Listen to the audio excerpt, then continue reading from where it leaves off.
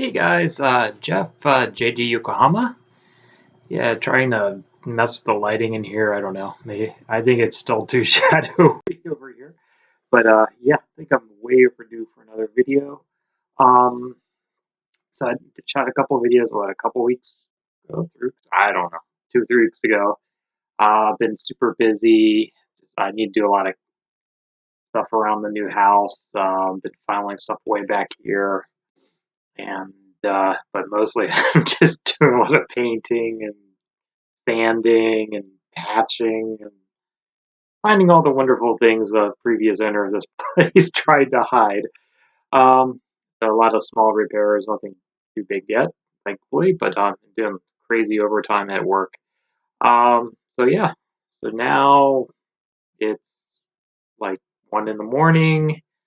Just got back from a swing shift, and yeah, why not? I'll just shoot one of these. Um, So this is a little bit of a catch-up video. I guess this is going to be a combination of some finds but more than anything, it's mostly most of these are more recent finds, but it's mostly stuff I've been spinning lately. Um, so I've been just trying to enjoy the record room. I'm still trying to get the artwork up on the wall. I think I'm just going to have to order some custom frames and everything because I'm just not finding stuff locally. Just going to the whatever, the Michaels and getting Goodwills, all that fun stuff, trying to find some frames that fit all these odd picture sizes, and yeah, it's just not working. So unfortunately, a lot of these are going to be custom. Trying to get some of the old concert posters or flyers or whatever framed, and some of the vintage music posters, that sort of thing. So this is going. So I try to just pick some highlights because it's really been a few months or so since I've done any recent spin video type things. So I just kind of try to pick some highlights, do a little bit of a catch up video. I'm gonna miss some of the more boring stuff or the more common stuff. Maybe I'll revisit some of that stuff later. Um, yeah, I got some stuff for like my birthday and some stuff for Christmas, but not a whole lot. So a lot of this is just stuff I really haven't been hitting the record stores so much as just opportunist pickups, I guess you'd call them. So yeah, I found some like bookstores and thrift shops, Goodwill, and whatnot. In this area, I've been kind of hitting that in some of the.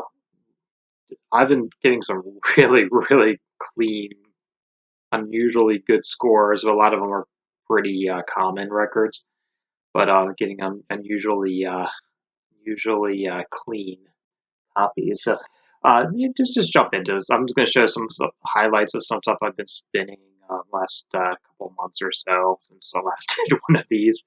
So try not to do as repeats here. I definitely missed a few that I didn't pull. It's just hard to remember all this stuff.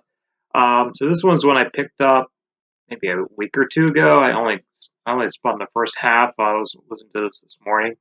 But yeah, Staple Sisters and the nice shiny. I can still on the turntable. I can't show you the vinyl. But yeah, on Stax, Staple Sisters. This one is City in the Sky. Quite excellent. 1974. Al Bell produced. Can't remember. Well, I was listening to this morning. I can't remember what the highlights are, but this is a really good album. I'm definitely gonna spin this a few more times. This is a really good one. I'll definitely be keeping an eye out for more Staple Sisters. I definitely need to add more to my soul stuff. I did pick up some more soul stuff. Maybe I'll show some later.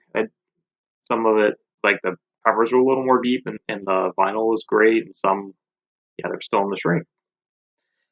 Yeah, I even found like Jackson 5 in the shrink. This one, yeah, I think I showed this before, which is worth a reshow because this, yeah, if you're like very eclectic mix. Eclectic Jeff, I'm gonna steal your thing, Eric. Um, but yeah, this was a play, Yamashita Trio, I believe. Well, it's called, yes, Arashi. It's Japanese Budo play. I did show this one before, but I have to give it another spin recently. This thing is just amazing. If you like really weird free jazz, most of you probably don't though. Yeah, actually, it's recorded. Okay, it's recorded under Yosuke Yamashita Trio on this one. So yeah, Arashi is the name of this, and yeah, so this was like a Budo play. This is generally considered to be like the last great Japanese free jazz album. So like the '70s, there's all these amazing albums before that. I could think the record labels kind of got all the artists going into the more commercial end of jazz, and you started getting that city pop stuff. But yeah, this is absolutely amazing. Like Budo, like creepy Japanese dancing stuff. So he made a jazz soundtrack that was performed live. Yeah, and that's one of the actors. Yeah, it's freaking amazing. Yamashita Trio, Arashi. I'm sorry, Kosuke or Yosuke. I am so tired, man. Yosuke Yamashita Trio. Arashi is the album. Yamashita. Yamashit. And yeah, this one's a very rare one. This is actually a promo copy. This is the only one I've ever seen. I almost didn't pick it up. I think I was talking to Andrew, Tales of Crepe. I was looking for some stuff for him. I was like, yeah, I really got to go back for that one. I'm never going to see it again. No regrets there. This is an amazing album. It's one of the last ones I picked up in Japan before I moved back to the States. Yeah, this one you all know. I just want to show it. I found it's a repress, like a late 60s repress, I believe. 67, I don't know. It's the late 60s, early 70s repress, but this was just so clean. I could not leave this. This is amazing soundtrack. One of my favorite soundtracks, The Good, Bad, and the Ugly. If you don't know it, definitely check it out. You know the title track. Morricone, I believe you say it. Ennio. Enrique. Moving on, a little bit of everything. I went a little more rock heavy lately, but I guess I was just a lot of his stuff I was finding is like kind of rock. But yeah, this one's been shown before. It's on Abercrombie. I think he appears on some of the other stuff I've been spinning lately. But yeah, guitar jazz with this has what's his name? Ralph Towner. One of his Towner's earlier stuff, I believe. But yeah, this is a pretty solid one. Sargasso C. But yeah, it's ECM, pretty chill. If you want some nice chill music to relax to afterward, it's not a bad choice. If you like guitar jazz, pretty mellow stuff you would expect from ECM. A little more of the ambient background stuff. Yeah, I'm pretty sure I showed this at least once before. With if you like Miles Davis from the mid '70s ish. This is an amazing album. So Peru Masa, he was one of the big trumpet players of Japan. He went more city pop in the '80s. This is kind of a transitional album, but it's still more into that mid '70s. Miles, on the corner, Jack Johnson, somewhere in that range. But yeah, this holds up just as well, if not better, than a lot of the Miles stuff from that period. It's amazing. If you ever see his stuff, any of the '70s stuff, I have a ton of his, not a ton, but probably like 5 or 6 of his '70s albums. But yeah, amazing stuff. Yeah, I think someone commented before he looks like Lionel Richie there, and that's probably what he was going for. So, is it T there? Tirumasa. I'm going to be kind of lazy. I'm not going to bother pulling stuff out of the sleeves, or I'm probably not going to bother with links below this one. If you really want to, maybe we'll do a Spotify list together. Another one, this is not a common album, I think, outside of Japan, but in Japan, I saw a few of these. So if you know Peril Gartner, this is a pretty good one.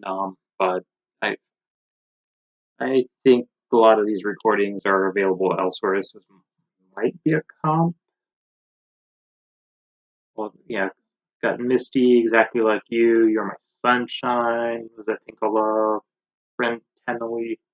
I don't know if you recorded these just for this album, but as far as I know, was maybe Japan only or Japan Europe. But yeah, I just really like the artwork on that too, and it wasn't terribly expensive when I was in Japan. So Errol Gardner plays Misty's a piano jazz. Nothing like crazy, but it's really solid. It's a good album if you see it. I just like that artwork. It's cool. Nice clean copy I picked up there. This is a more recent pickup. Oh, there he is, John Abercrombie again on guitar.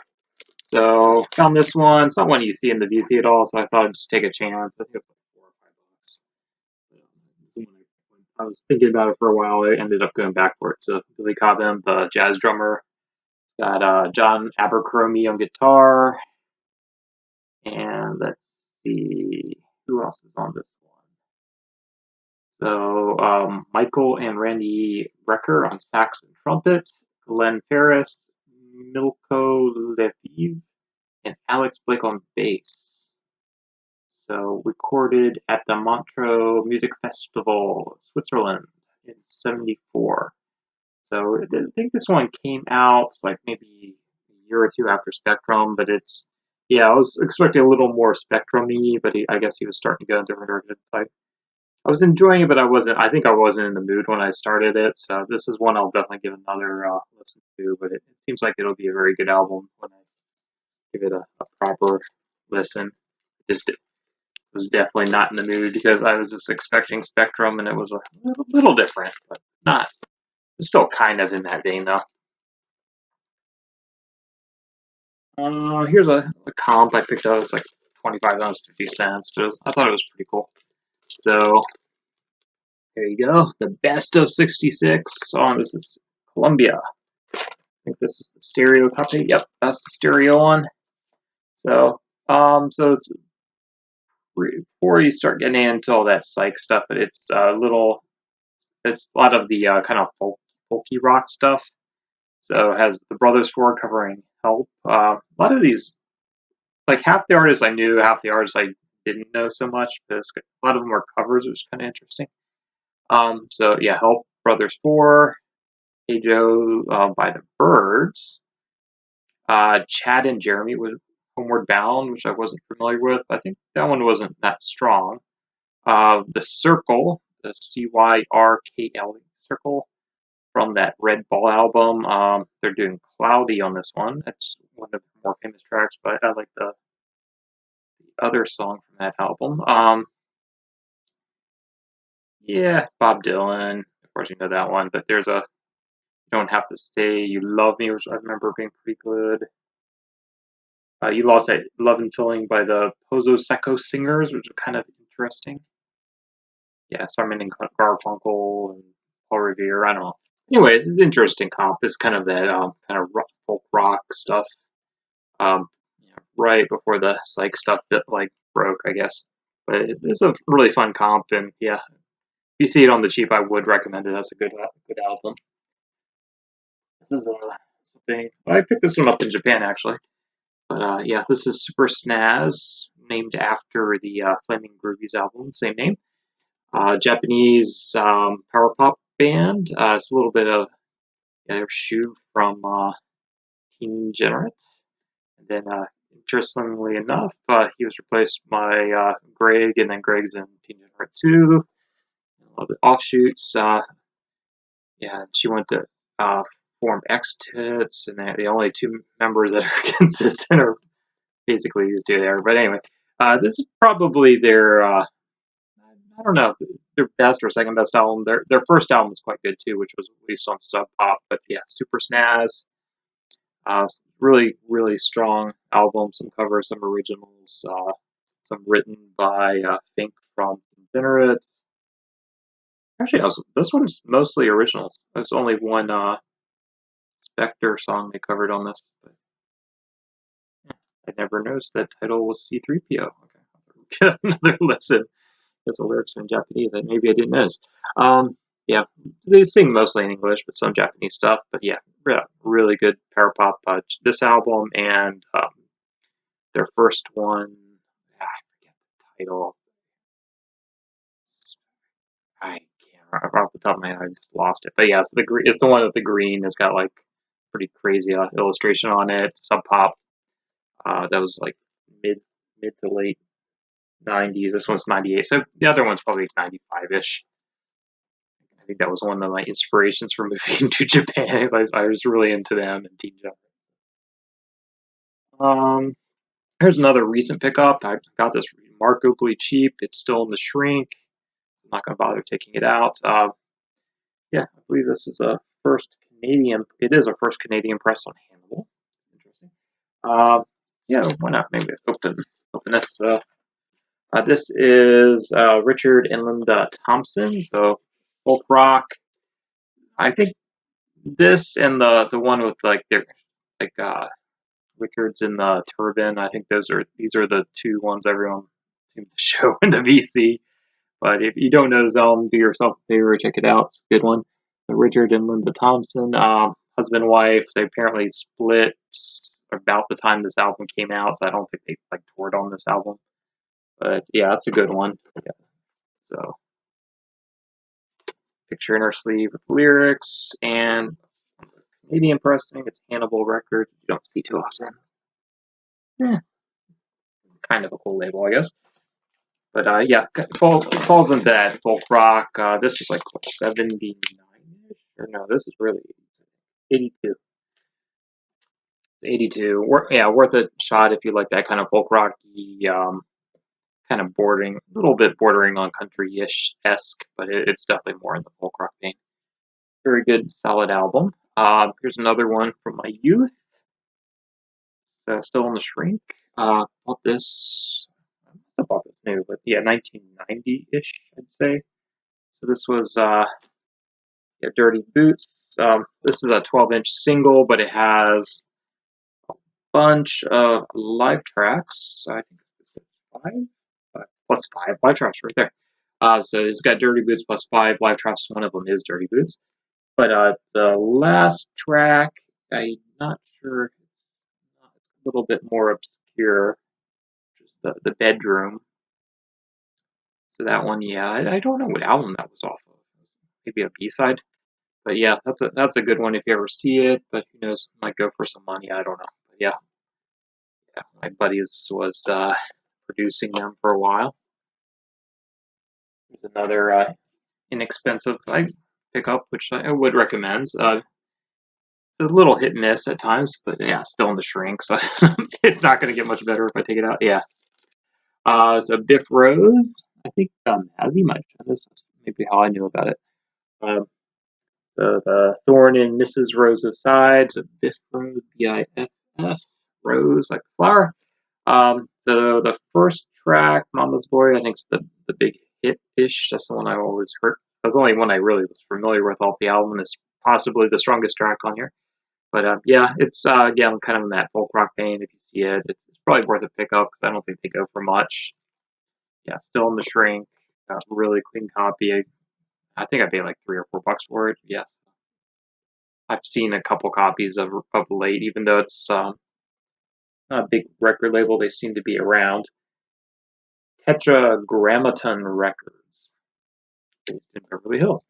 Okay, another massive score. Again, I don't think these go for like big bucks, but yeah, they're not cheap. But I got lucky on this one. Pretty clean copy. There's like a minor scratch on one track, but you can barely hear it.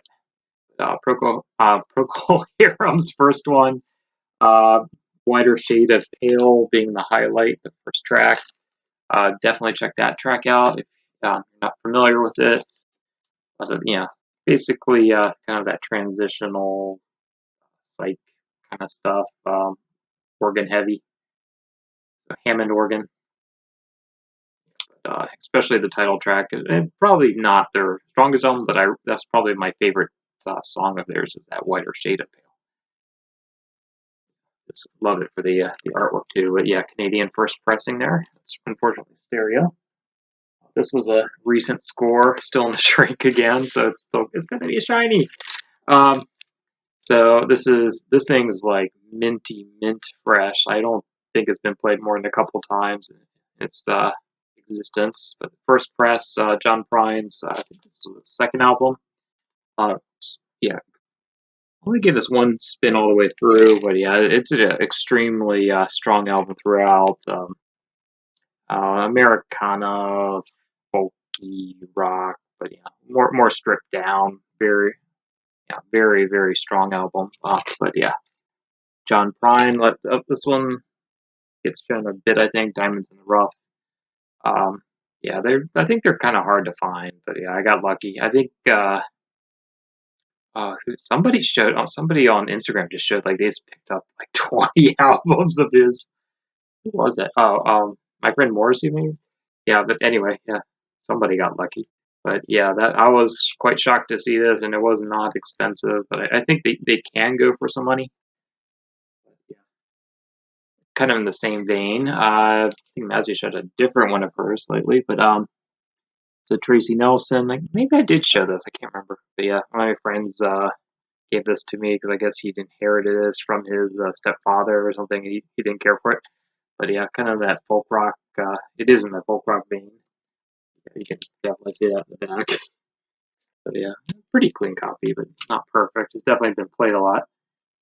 So it's Tracy Island, Mother Earth, Poor Man's Paradise. You know what? I think Matthew did show the same album. I think it's just a different album cover. But yeah, Columbia. So I think there were some other artists of note possibly on here. Let's see. Yeah, nothing too crazy. But yeah, this is a really strong album. I don't think they go for a lot of money, but if you see it, it's worth picking up if you like that kind of Americana, folky, folk rock of that period.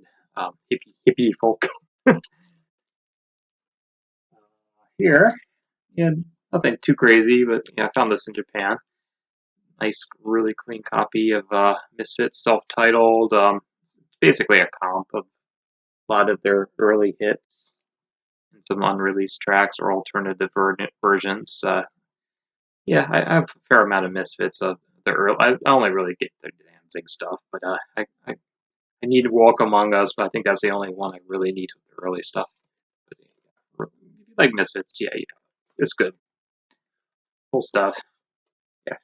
She had Hollywood Babylon, War Business, Teenagers from Mars, Fool's Night Out. Yeah, it even's got Wolf's Blood on here, so there's a little bit of everything of the early stuff. Unfortunately, this guy passed away lately, but yeah. Roy Loney. So this is one of his later albums from was it it's on Norton, but yeah, one of his later albums with the Phantom Movers. So garage rock. If you like that, yeah, the Norton Get Hip kind of stuff, you'd like this stuff. Yeah, just stripped down rock and roll basically. But yeah, he was with the Flaming Groovies in their early stages. Less when they were a little more, yeah, rockin', I guess, less poppy. Is that right? I don't know. I can't describe it. But yeah, it's a great album. And rather enjoyed this one. So yeah, I don't know how common these are. This is the only copy I've ever seen, but this is 1989. So as far as I know, it's just a single pressing, but it's on Norton, so it's probably still available. This was another happy find. I found it at a bookstore. It's a Kaleidoscope, American Kaleidoscope. This is, I think, their fourth or fifth album. I like their first couple albums better, maybe, but it's still quite strong. So again, a little bit on the psych side of things. Yeah, it's been like a month or so since I dropped the needle on this, but I remember it being pretty good. A little bit, it was that hippie folky psych, I guess. It's pretty obvious if you look at the pictures. I think I've seen a couple of people show this one. But yeah, it was under $10. And yeah, if you see it, it's worth picking up. I don't think it's very common these days. Yeah, this was picked this up about 6 months to a year ago. I don't know. Bought a bunch of records from this record label. They release a lot of or released, I guess. They went out of business. They were like just liquidating their stuff. So I still have some tubes I bought from them. But Kill Shaman, which is now gone. But they re-released a lot of French, like kind of experimental and garage stuff. So this one, it's how would I describe it? It's French, but it doesn't sound like I'm not really good at languages. Some of the lyrics sound like they're in French, some sound like they're in German. So I'm guessing the name is German as well. So it's a two-piece band, kind of French experimental krautrocky. They have their kind of stereo labby kind of sounding moments, and then they go a little more off. But yeah, I love that artwork too. But this is a really good album if you see it. I think you can still pick them up because it's not that old. 2016. So I think even new, you can probably get these for 10, 15 if you can still find them around. But yeah, the record label's gone now, so you might have to get the French pressing, I guess. I don't know. But yeah, Hey Met. So I think they appear in a few comps, and then one of the guy went on to I forget his real name, Oliver Tumo. That's not his real name. There's a Bizo. So they both went on to other bands. Like he went to I think Chevrolet or something, another French kind of experimental band. But I think they have a little more hip hoppy leanings, but still not exactly straight ahead stuff. Oh, this video's only halfway through the stack. And then yeah. Anyway, really highly recommend this one if you like that like a little more experimental edge of things. Somewhere between Stereolab and uh, shoot, I don't know what I would. I had a good. It's a very krautrocky meets Stereolab. That's how I describe it. With a little bit of more lo-fi production. I showed you this, but yeah, it's not terribly uncommon, I guess. It doesn't go for big bucks. I really enjoyed this one. So yeah, you know those guys. Merle Haggard teamed up with Willie Nelson.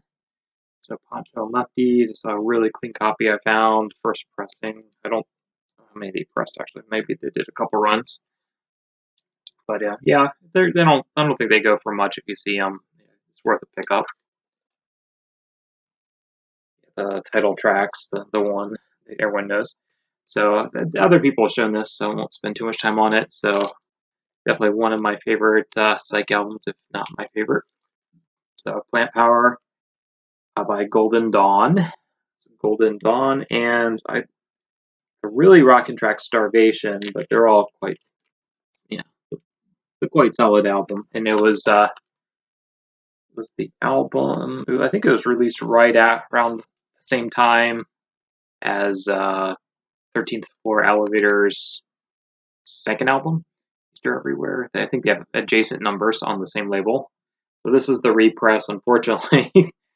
But who knows? I bet even the original pressings don't sound great. But yeah, it's on was international artists. But yeah, the pressing's not crazy good, but it's doable. It's a little bit surface noise, even though it's a new copy. But I suspect even the originals aren't that clean. But yeah, Plant Power by Golden Dawn. Highly, highly recommended if you like psych. It goes a little heavier because a little. I don't know. This one, I've seen other people show it. This is just a really, really clean copy. I think I paid like 50 cents for it. That was pretty cool. So the Fifth Dimension, Age of Aquarius, the title track.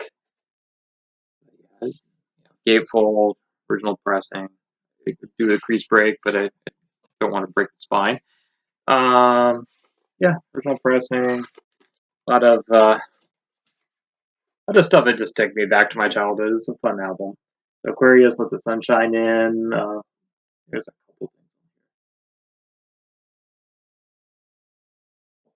Working on a groovy thing, maybe? There was another hit on there, but I can't remember off the top of my head. But yeah, they don't go for a lot, but if you see a nice clean copy, I think these are usually kind of beat, but this was like, this thing's like minty.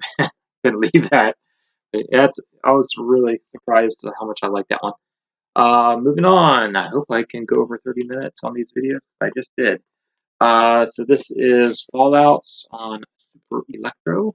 Steve Turner from Mudhoney is one of his other bands.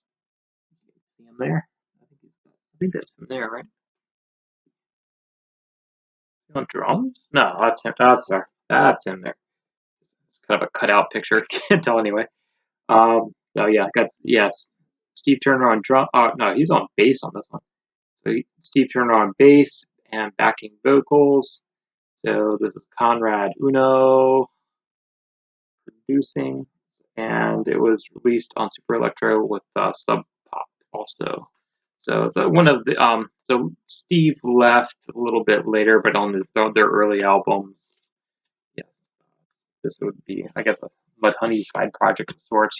I have a couple of his other side bands, and this is on green vinyl. So this is white, it's kind of translucent. So yeah, you can't see that, but you can see through it. And marble. So it's like this, I think Sub Pop was doing a lot of marble at the time. But yes, Super Electro. Steve released a lot of his side projects on there. So if you ever see that stuff and you like Mudhoney, check it out. I do need to pick up, was it Digital Garbage or whatever that new Mudhoney is, because I kind of dismissed it at first, but gave it another listen. That was quite good. Moving on. But yeah, Fallouts, it's a little more like poppy than the Mudhoney, but it's garage, but it's a little more poppy. It's a lot more poppy. It's the top end of Mudhoney, I guess. Yeah, but I found a clean copy for next to nothing of Tarkus by Emerson, Lake and Palmer. It's a really cool. Yeah, it's first pressing, and yeah, crease break. If I did it, I'm not going to do it because it's really clean. I don't want to crease it. Yeah, original pressing. I think this is the American version. But yeah, really, yeah, it's an enjoyable album. I quite like it. A lot of people say this is their best album, or some say, was it Brain Salad? I have it over there somewhere. But yeah, it has the prog. It's got a little heavy on the organs. So it's pretty cool. I really enjoyed this one. I'll definitely give it another listen soon. Can't remember. I listened to this a while back actually. But, picked this up, 50 cents, minty. It's not a gatefold. I don't know if any of them are gatefolds, but it has the. This is The Cure. Kiss Me, Kiss Me, Kiss Me. Okay, not a huge Cure fan, but yeah, they were on my, they're always on my radar because they were on all the alternative radio stations back in like middle school, high school. But yeah, original pressing. Yeah, this one, it only had a couple radio hits, I believe, on it, but I really enjoyed this actually. The non-radio hits are probably the stronger tracks, but you can kind of tell why they're not on the radio. But this one had they had a couple radio hits on there. It's a while since I listened to this. Sorry, guys. Hot, Hot, Hot. It was on here, and Just Like Heaven. I think One More Time. I think was moderately popular, as I recall. The non-hit stuff is maybe where you want to go, but off the top of my head, I couldn't tell you which ones were the ones I really liked. I have to give it a couple more listens. But yeah, if you see it on the cheap, I would pick it up, but I wouldn't go really out of my way for it unless you're a Cure fan. Again, Parapop, I found a massive score of Parapop for like a couple bucks each at a local thrift. All these are like really minty. They had their shrink off them, but they were obviously kept in plastic before they got there. But, there were several Marshall Crenshaws. I picked up a couple. So yeah, if you like Parapop, 80s Parapop, it's a pretty strong album. So this one was Field Day. It's got the original inner sleeves and whatnot in there. The lyrics and everything. It's pretty cool. And I think Hannah maybe showed this not too long ago. but it's enjoyable if you like, yeah, 80s power pop. It's not, it's a strong album, but yeah, would I go out of my way to get this? Maybe not, but if, yeah, if you see it in the bargain bin or something, whatever, it's worth a pickup. So a couple of people showed this recently. Who scored that? Was it Dean? I think Dean scored an original, but yeah, I pre-ordered this. I got this a while back actually, but this is the 4AD repress of Gene Clark, of course, with the Birds. No other, you know, there's a really good video on YouTube too if you have a chance. I forget who it was. It's been a while since I watched it, but it had a bunch of modern artists covering this entire album. If you don't know it, yeah, it's kind of hard to read with typography, but still interesting anyway. So Gene Clark's No Other. Get this pressing. It's really clean. It sounds great. 4AD. If you don't know it, definitely check it out. But there is a wonderful cover of this entire album by a whole bunch of, I think it was like Jason Isbell and some people like him doing the entire album. Found a bunch of Zydeco. I only pulled this one actually, but yeah, I picked up some of this one and was it Rock and Dopsy? Clifton Chenier. This is like a best of. I don't know. Maybe I'll pick up some more, but yeah, for now I think this is all the Clifton Chenier I need. But really, really good. So I was listening with my buddy the other week, having some beers. It's a good one. So I don't know. It's not music to relax to so much as just have fun. Maybe a party album, I guess. I don't know when you listen to it, but yeah, when you listen to blues stuff, I guess I don't know. But Zydeco, like Steve over about this stuff. But yeah. Oh boy, what's it? 2 o'clock in the morning now. But yeah, so it's got Clifton on accordion and his brother Cleveland on rub board, washboard, or whatever you call that thing. But yeah, original pressing, whatever, on our Hooli Records out of California. Uh, Great sub, Cajun-y, bluesy, whatever. Yeah, this is my old school copy of Cabaret Voltaire's mix up. I bought this. This is the 1990 repress. I think, yeah, if you're gonna get one, I probably get the earlier pressings. This one's not the best. I had it in the shrink until very recently because I noticed the shrink was starting to warp the record. Well, the record I think is okay, but it was definitely warping the thinner sleeve there. So I removed the shrink on this one. It's now kind of warpy, but I think their vinyl survived. But I think this was their first album, I believe. But probably had a bunch of singles before. But kind of like early industrial stuff. I mean, industrial slash post punk, a little more in the post punk end of things. But yeah, I think this is generally considered to be their best album. If you want to check out a Cabaret Voltaire album, there. Hopefully, it's not backwards for you because it's certainly backwards for me on my laptop. But it's worth checking out. You're into that sort of thing. Going back to country, like modern country rock. So if you like drive-by truckers type stuff, this is a good album. This is one of the more political ones. Burn, was it Burn, Flicker, Die? I think that's one of. They're all pretty strong actually. This one and Burn, Flicker, Die. This one's going more into not so much politics, but kind of where is the country going kind of thing. So if you're into that, like, can't we all get along? It's kind of along those themes. Um, but I think that's yeah, it's a strong album. I'd rather enjoy this one if you're into that sort of thing. Into like your Jason Isbell, your Drive-By Trucker, Americana, country kind of stuff. So this one, maybe I'll show some of their other stuff later. But yeah, the last few months, I've come into like hundreds of albums between CDs and records. But I haven't even touched the CDs I've gotten recently. Some of them are reacquiring stuff. Like got a big stash from my brother when he was moving. I guess he didn't want to move it, so I'll take it from my record room. Kind of amazing how much stuff he acquired that I used to have. Some of it might be mine. I don't know. Um, and this one, I'll just stop here with this one. So this is Affinity self-titled. This is the recent repress. I held an original in my hand, but I couldn't bring myself to pay $250, $300. It's around there. It was a really minty copy I found in Japan. Um, yeah, I couldn't do it when there was a good repress. Repress sounds good enough for me. So Affinity with an A.